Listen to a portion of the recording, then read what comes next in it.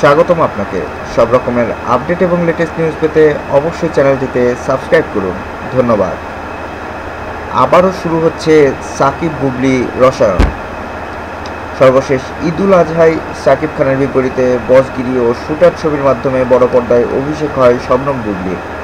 এরপর তাদের নিয়ে নানা ধরনের চর্চাও হয়েছে, কিন্তু মুক্তি পায়নি আলোচিত এই জুটির কোনো ছবি। ঠিক 1 বছর পর দুই তারকাকে পর্দায় একসঙ্গে দেখা যাবে। এবারের ঈদে মুক্তিও পাবে বলে দুই ছবি অহংকার ও রংবাজ, এমনটা শোনা যাচ্ছে ঢালিউড কান পাতালে। অহংকার নির্মাণ করেছেন শাহাদাত হোসেন লিটন। কিছুদিন আগে ছবির টিজারও মুক্তি পেয়েছে। তখন শোনা গিয়েছিল ঈদুল ফিতরে মুক্তি পাচ্ছে সিনেমাটি। এরপর বলা হলো দুই ঈদের মাঝে আসবে অহংকার। এবার পরিচালক বলছেন ঈদুল আজহায় মুক্তি পাবে, সেভাবে চলছে প্রস্তুতি।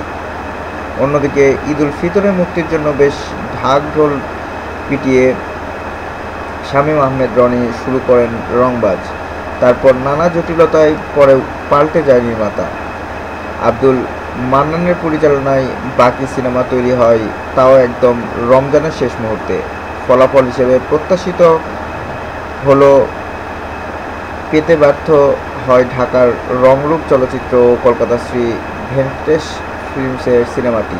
এখন শোনা যাচ্ছে রংবাজ মুক্তি পাবে ঈদুল আজহায়। প্রথমবার জোড়া ছবিতে বাজিমাত করেছিলেন বুবলি, দ্বিতীয়বার কতটা পারবেন সেটাই দেখার বিষয়। শোনা যাচ্ছে একই ঈদে মুক্তি পেতে পারে কলকাতার নুসরাত জাহান ও সায়ন্তিকার বিপরীতে সাকিবের নাম ঠিক না হওয়া অন্য ছবি, অথবা শেষ মুহূর্তে বদলে যেতে পারে অনেক কিছুই। ধন্যবাদ ভিডিওটি দেখার জন্য।